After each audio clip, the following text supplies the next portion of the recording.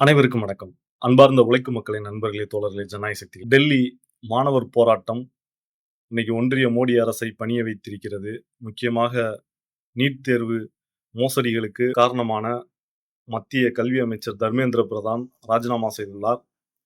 போராட்டம் ஒரு மிகப்பெரிய அளவில் வெற்றியை தேடி தந்துள்ளது.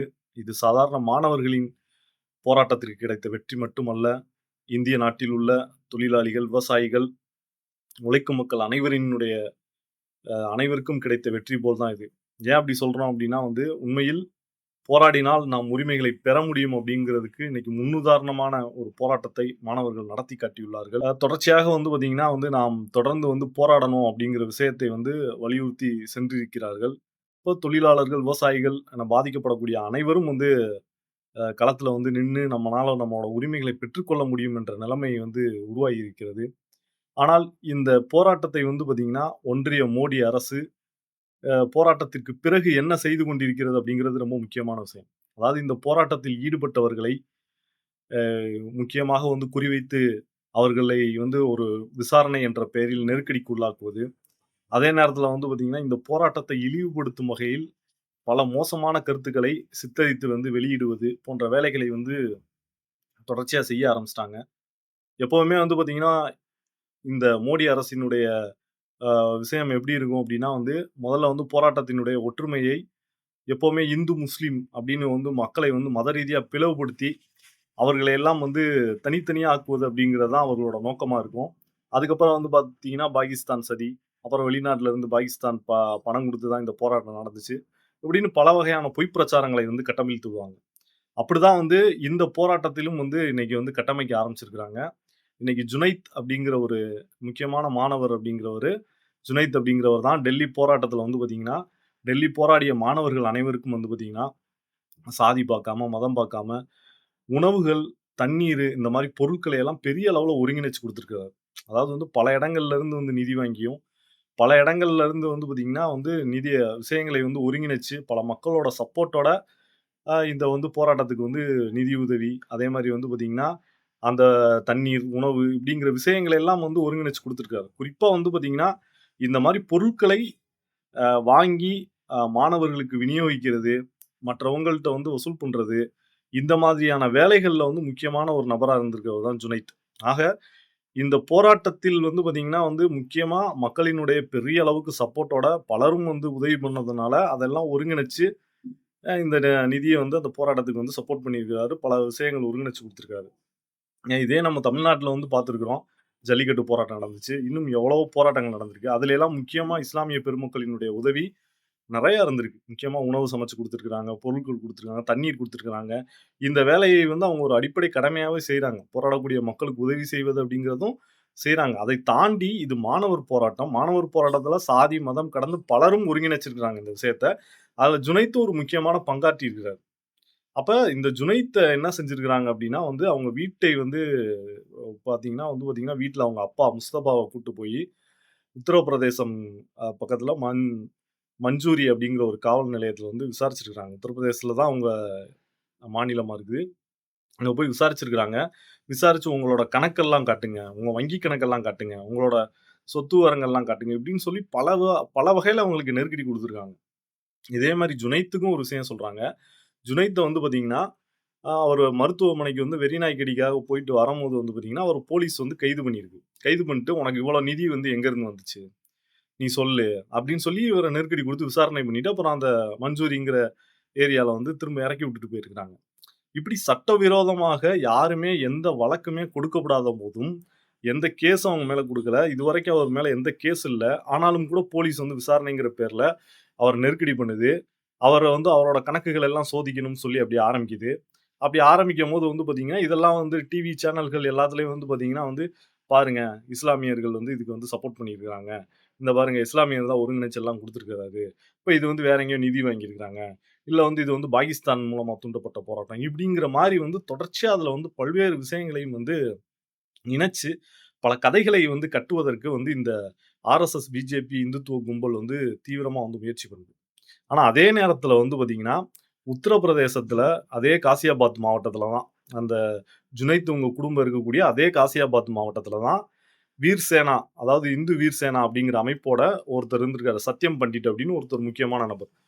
அவர் வந்து போராட்டத்துக்கு போயிட்டு வந்த மாணவர்களை எல்லாம் வந்து புடிச்சு என்ன விசாரிச்சிருக்காரு அப்படின்னா, "நீ வந்து எப்படி இந்துவா இருந்துகிட்டு அந்த போராட்டத்துல போய் கலந்துக்கிட்டு வந்த?"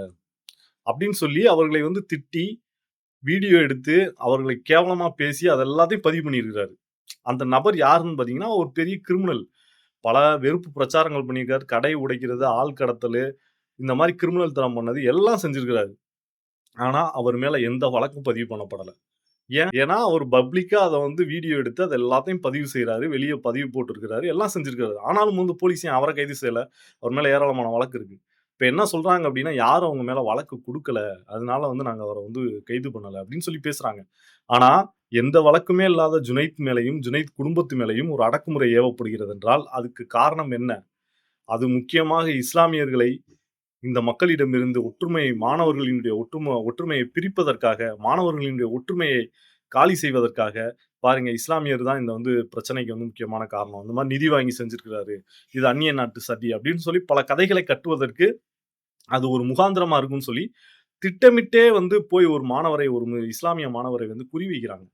இப்ப இதை தான் நம்ம புரிஞ்சுகொள்ள வேண்டியது இருக்கு. இந்திய மக்களாகிய நாம் இந்த போராட்டத்தை நாம் தொடர்ச்சியாக கவனித்துக் கொண்டு இந்த போராட்டத்துக்கு உதவிகள் செஞ்சிருக்கோம், ஆதரவு குடுத்திருக்கோம், சப்போர்ட் பண்ணியிருக்கோம். நம்மளும் போராடி இருக்கிறோம். அந்த போராட்டத்தை எப்படி வந்து சீர்குலைக்கணும் அப்படிங்கிற வேலையை இந்த பாசிச மோடி அரசு திட்டமிட்டு வந்து அந்த போராட்டத்தை வந்து அடுத்த கட்ட கொச்சைப்படுத்துவத வேலையில வந்து இறங்கி இதை நாம் கண்டிப்பாக அம்பலப்படுத்த வேண்டும் அப்படிங்கிறது தான் இங்க நான் பதிவு செய்றேன் அப்படிங்கிறது தான். அது மட்டும் இல்ல. இது இது இதோட நிறுத்தல. பல விஷயங்கள் இன்னைக்கு இறங்கிட்டு இருக்காங்க. டிவில நான் எதார்த்தமா பார்த்தா வந்து பார்த்தீங்கன்னா, 969 பேர் மேல வந்து பார்த்தீங்கன்னா, பாலியல் வழக்கு, கிரிமினல் வழக்கு, இன்னும் பல வழக்குகள் இருக்கு. கொலை வழக்குகள் வரைக்கும் மாணவர்கள் மேல இருக்கு.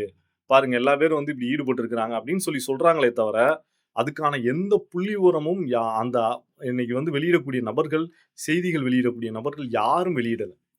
இன்னொன்னு வந்து போராட்டத்துல ஈடுபட்டாங்க, இல்ல அவங்க மேல வழக்கு இருக்குன்றதுனாலயே அவங்க குற்றவாளி இல்ல. இன்னைக்கு வந்து போராடக்கூடிய சாதாரண விவசாயிகள், மாணவர்கள் எல்லார் மேலயும் ஏராளமான வழக்குகள் வந்து போடப்பட்டிருக்கு இந்த அரசு. ஏன் நான் மக்கள் அதிகார கழகத்தின் சார்பாக இங்க பேசிட்டு இருக்கேன். என் மேலயும் வந்து பார்த்தீங்கன்னா, போராட்ட வழக்குகள் வந்து பல வழக்குகள் இருக்கு. அப்ப இதெல்லாம் வந்து வச்சுக்கிட்டு வந்து பார்த்தீங்கன்னா, நம்மள கிரிமினல்னு சொல்ல முடியுமா? அப்ப மக்களுக்காக போராட்ட வழக்குகள் வந்து இருக்கக்கூடிய வழக்குகள் இருக்கு. அப்ப பல விஷயங்களை வந்து போட்டிருக்கிறாங்க. இதுல வந்து நீதிமன்றத்தில் போய் தண்டனையே வாங்காம வழக்குகள் போடப்பட்டிருப்பது அப்படிங்கிறது இருக்குது. அப்போ அதாவது வந்து ஒருத்தர் மேல வழக்கு போட்டாங்க அப்படின்னாலே, அவர்கள் வந்து குற்றவாளி இல்ல அப்படிங்கிறதும், இந்த விஷயங்களை வந்து போலீஸ் போடுவதனாலேயே குற்றவாளிகள் இல்ல அப்படிங்கிறதை நம்ம புரிஞ்சு கொள்ள வேண்டியது இருக்குது. முக்கியமாக வந்து பல வழக்குகள் நம்ம வந்து அதுக்காக வந்து இது வந்து அ கேஸ் இருக்குன்றதுக்காக குற்றவாளிகள் இல்ல. அது வந்து தீர்ப்பு வந்ததுக்கு அப்புறம் தான் வந்து இது பண்ண முடியுன்ற மாரி மட்டுமே நம்ம சொல்லல. ஆனா பெரும்பாலும் போலீஸ் அப்படி அப்படிங்கிறதை நாம் உறுதியாக ஏற்றுக்கொள்ள முடியாது அப்படிங்கிறதா தான் இருக்குது அப்படிங்கிறது தான். இப்ப அந்த அடிப்படையில வந்து பார்த்தீங்கன்னா, மாணவர்கள், இளைஞர்கள் மேல வந்து இவ்வளவு வழக்கு இருக்கு அப்படின்னு சொல்லி யார் பேரையுமே வெளியிடாம, ஒரு அவதூறு பிரச்சாரத்தை, பொய் பிரச்சாரத்தை இன்னைக்கு கட்டமைத்துக் கொண்டிருக்கிறார்கள். இதை நாம் ஒருபோதும் ஏற்க முடியாது. ஏன்னா, இது மட்டும் இல்ல. வந்திருக்கக்கூடிய மாணவர்கள் எல்லா பேத்தையும் என்ன செஞ்சிருக்காங்கன்னா, போராட்டத்துல மாணவர்கள் வந்திருந்தாங்க. அந்த மாணவர்களை என்ன செஞ்சிருக்கிறாங்க அப்படின்னா, குறிப்பா வந்து பார்த்தீங்கன்னா, எல்லாத்தையும் ஃபோட்டோ அவங்க முகம் உட்பட எல்லாத்தையும் ஃபோட்டோ எடுத்திருக்காங்க. ஃபோட்டோ எடுத்து அவங்களோட Facebook கணக்கு, அவங்க Instagram கணக்கு எல்லாத்தையும் வந்து பார்த்தீங்கன்னா, ஆய்வு செய்றோம் அப்படிங்கிற பேர்ல வந்து, அவங்கள எல்லாம் கண்காணிப்பு வளையத்துல கொண்டு வராங்க. அப்ப இவங்களெல்லாம் வந்து பார்த்தீங்கன்னா, மாணவர்களை வந்து தொடர்ச்சியா கண்காணிக்கிறதும், மாணவர்களை தொடர்ச்சியா ஒடுக்குவது என்பதும், அப்படிங்கிறத நோக்கி அவங்களுக்கு ஒரு அச்சத்தை ஏற்படுத்தணும், பயத்தை ஏற்படுத்தணும் அப்படிங்கிற நோக்கத்தோட, போலீஸ் வந்து தொடர்ச்சியா இது போன்ற வேலைகளை வந்து செய்கிறது அப்படிங்கிறது தான். இப்ப பாசிச மோடி அரசு வந்து தொடர்ந்து வந்து இது போன்ற ஒரு போராட்டங்களை கொச்சைப்படுத்தும் விதமாக பல விஷயங்கள செஞ்சுட்டு இருக்காங்க. இன்னும் சில விஷயங்கள்லாம் சொல்றாங்க. பாகிஸ்தானோட கணக்குகள் ஒரு 480 கணக்குகள் பாகிஸ்தானோட கணக்குகள் வந்து அவங்க தான் வந்து இந்த விஷயங்கள் எல்லாம் பிரச்சாரமா எடுத்துட்டு போனது. அந்த Facebook கணக்குகள், அந்த மாரி Instagram கணக்குகள், இந்த மாரி கணக்குகள்லாம் வந்து பாகிஸ்தான்ல இருந்து செயல்படுது அப்படின்னு சொல்லி சொல்றாங்க. ஆனா, அதுக்கு எந்த ஆதாரங்களும் குடுக்குறதில்ல. பாகிஸ்தான்ல இருந்து இந்த அக்கவுண்ட் செயல்படுது. இப்படின்னு ஒரு ரிப்போர்ட் எந்தெந்த அக்கவுண்ட்லாம் செயல்படுது. அப்படிங்கிற மாரி ரிப்போர்ட்லாம் இல்ல. பொதுவா வந்து அடிச்சு விடுறது. அப்படிங்கிற வேலையை வந்து தொடர்ச்சியா செய்றாங்க. இதன் மூலமா என்ன அப்படின்னா, மாணவர் போராட்டத்தை இழிவுபடுத்துவது, மாணவர் போராட்டத்தை சிதைப்பது, மாணவர் போராட்டத்தை வந்து பார்த்தீங்கன்னா, இந்து, முஸ்லீம்ன்ற வேற்றுமையை பிரிக்கிறது இப்படிங்கிற வேலையை திட்டமிட்டு செய்வதற்கான வேலைகளில் இன்னைக்கு ஒன்றிய மோடி அரசு, இன்னைக்கு அமித்ஷா கும்பல் இவர்கள் எல்லாம் இறங்கி இருக்கிறார்கள். ஆகவே உழைக்கும் மக்களாகிய இந்திய உழைக்கும் மக்களாகிய நாம் மாணவர் போராட்டத்துக்கு உறுதியாக ஆதரவு தெரிவித்த நாம் இதை புரிந்து கொண்டு மாணவர்களுடன் இன்னும் களத்தில் நிற்க வேண்டும். அது மட்டும் இல்லாம போராட்டத்திற்கு பல்வேறு உதவிகளையும் செய்த நபர்கள் முக்கியமானவங்க ரொம்ப.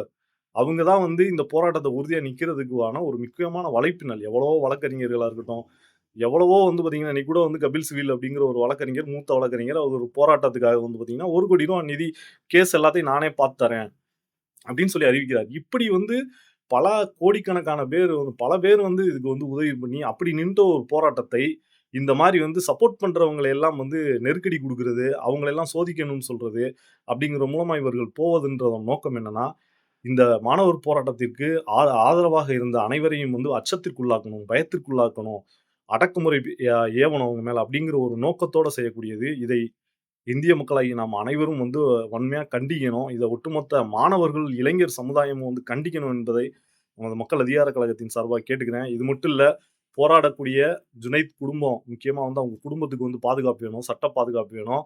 அவர்கள் ஏன் ஜுனைத்தினுடைய அப்பா கூட எதுக்கு கைது செய்யப்பட்டார்? ஏன் வந்து கைது செய்யப்பட்டார்? அதற்கான எந்த அறிக்கையும் அவர்கள் இதுவரைக்கும் வெளியிடவே இல்ல. அப்ப அதுக்கான அறிக்கையெல்லாம் வந்து வெளியிடணும்.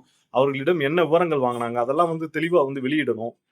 இன்னும் போராட்டத்தில் வந்து சப்போர்ட் பண்ண எல்லா பேருக்கும் வந்து பாதுகாப்பு வேணும். குறிப்பா வந்து பார்த்தீங்கன்னா, போராட்டத்தில் ஈடுபட்டவர்களுடைய வழக்குகள் எல்லாத்தையும் திரும்ப பெறணும்னு சொல்லி தான் இந்த ஒன்றிய மோடி அரசு அந்த கோரிக்கைகள ஏத்துக்கிட்டு இது பண்ணுச்சு. ஆனா, இன்னைக்கு அந்த கோரிக்கைகளை எல்லாம் வந்து ஒரு பக்கம் புறந்தள்ளிக்கிட்டு, இன்னைக்கு போராடிய மாணவர்களை வந்து தாக்குதல் நடத்துறது, அந்த மாணவர்களை இழிவுபடுத்துவதுன்ற நோக்கி இறங்கிட்டு இருக்கிறாங்க.